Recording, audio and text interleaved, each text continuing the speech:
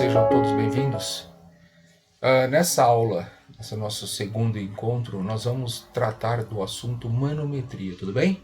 Mas antes disso, vamos fazer uma revisão rápida do conteúdo da aula passada.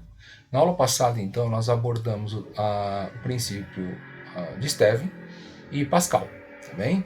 E em Stevin nós aprendemos que a diferença de pressão entre dois pontos, nesse caso, conforme a figurinha, nós temos aí o ponto A e o ponto B, onde B tem maior profundidade, então a cota de B é maior que a cota de A, tá?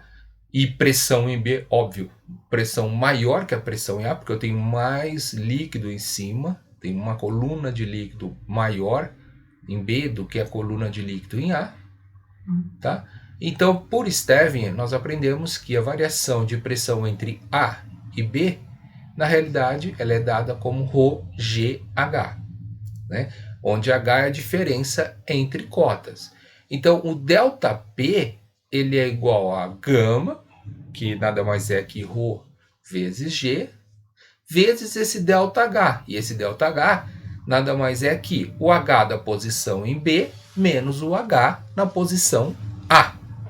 Tudo bem? Então, PB menos PA é igual a gama vezes HB menos HA. Tudo bem? É importante também lembrar o seguinte, que na mesma cota, ou seja, se eu tivesse um ponto C na mesma cota de B, tudo bem? Onde HB seria igual a HC, tá? Ou por ser cota, poderíamos chamar nos exercícios de Z em vez de H, porque H seria a diferença, né? Então, ZB igual a um ZC, tá? As pressões são iguais, tudo bem? Na mesma linha, na mesma profundidade, as pressões são iguais. Isso vai ser importante quando falar de manometria. Dentro da manometria, nos manômetros, nos cálculos de pressão no manômetro. Muito bem. Antes disso, também é importante a gente discutir rapidamente a diferença do que seria pressão absoluta ou pressão manométrica. Tudo bem? O que é uma pressão absoluta? A pressão absoluta você sempre vai ter uma pressão positiva. Tá? A pressão manométrica é aquela pressão que leva em consideração a pressão atmosférica. Tudo bem? Então, na figura que nós temos aqui, por exemplo, nós temos aqui uma pressão absoluta de 150 kPa, ou 150 mil Pascal. Acontece que se admitirmos uma pressão atmosférica de 101 mil Pascal, tá? Nos nossos exercícios, ela sempre será 100 mil, tá? Mas aqui é importante para você diferenciar os valores, tá bem?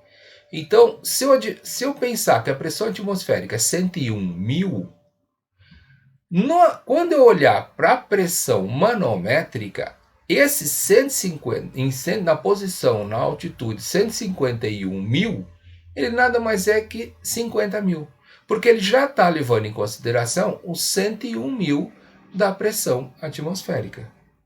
Veja que, por exemplo, se eu considerar uma pressão, né, uma pressão absoluta, por exemplo, de 51 kPa, a minha pressão manométrica ela vai ser menos 50 mil. Então ela está para baixo da linha da pressão atmosférica. Por isso que a pressão manométrica ela admite valores negativos. Está bem? Agora, a pressão absoluta, valores positivos. Quando se tratar de pressões negativas, nós vamos inclusive dar o nome de sucção. Tudo bem? Então vamos lá. Um exemplo para representar bem o que nós acabamos de ver. Então eu tenho um manômetro, tá?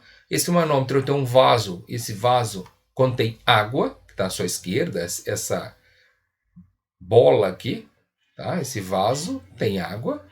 E eu tenho uma coluna de água. Depois dessa coluna de água, eu tenho o fluido manométrico, que é o mercúrio. E do lado oposto, esse manômetro está aberto para a atmosfera. Então, o que ocorre? Após o líquido manométrico estabilizar, tá? Eu tenho que identificar as alturas dos líquidos. Então, eu determinei que a altura de coluna d'água eu chamei de H1 e a altura do mercúrio H2. E nós temos aí, determine a pressão em A, no tubo A. Considere o peso específico, o gama, né, do mercúrio 136.000 newton por metro cúbico, o gama da água 10.000, o H1 0,1 metro e o H2 0,5 metros. Muito bem. Então, na linha onde eu tenho o encontro do fluido água na coluna à esquerda com o fluido mercúrio, abaixo dessa linha, as pressões tanto do lado esquerdo quanto do lado direito do manômetro são iguais. Lembra, a pressão na mesma profundidade, na mesma altura, na mesma cota, sendo o fluido o mesmo, ela é igual. Então, nos interessa só o que está para cima dessa linha. Então, o que eu faço? Eu verifico a pressão do lado esquerdo e igualo a pressão do lado direito. Por que eu igualo? Porque o fluido já está, o manômetro ele está em equilíbrio, ele está parado. Então, fazendo isso, eu vou ter que a pressão no vaso A, né, mais toda essa coluna de água à sua esquerda, então vai ser a pressão de A mais a coluna d'água, que vai ser o gama da água vezes H1, ela vai ser igual à pressão do lado de lá. O que é a pressão do lado de lá? É a pressão atmosférica, porque está aberto para a atmosfera, a pressão atmosférica mais toda essa coluna de mercúrio. Então, o que ocorre? Pressão do ponto A mais gama da água H1, ela é exatamente igual à pressão atmosférica mais gama do mercúrio H2. Isolando a pressão em A, passando o ρ da água, ou vezes G, ou gama da água, para o lado direito, eu fico na minha equação como PA é igual à pressão atmosférica mais o gama do mercúrio vezes H2 menos o gama da água vezes H1.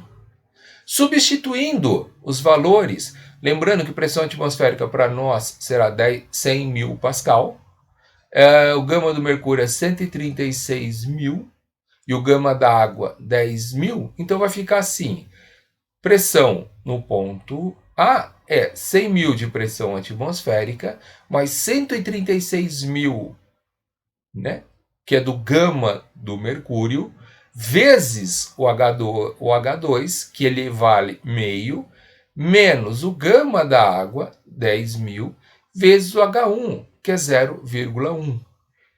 100.000 mais, aí eu tenho que 136.000 vezes meio dá 68.000, menos 10.000 vezes 0,1, 1/10, 1.000. Então vai ficar 100.000 mais 68.000 menos 1.000, vai dar então uma pressão de 167.000 Pascal, ou PA 167 kPa. Tudo bem? Então, pratique com a atividade, fica o capítulo 1 do livro, que vocês têm disponibilizado para leitura, tá? Assistir esse link do YouTube, tá? Que fala de como fazer em casa um manômetro caseiro, tá? E importante, para que vocês consigam compreender os conceitos, é importante ler realmente todo o material, estudar com afinco, refazer o exercício na aula e também os exercícios que serão propostos para vocês fazerem. Tudo bem? Então por hoje é só. Até mais. Obrigado e um forte abraço.